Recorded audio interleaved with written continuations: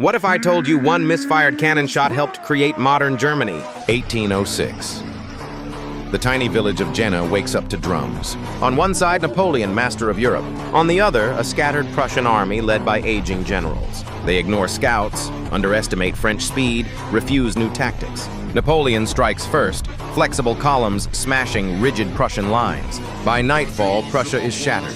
King Friedrich Wilhelm III flees. Humbled, Prussia reforms schools, conscription, staff colleges. Those reforms forge a new war machine that unites Germany, forever rewriting Europe's map.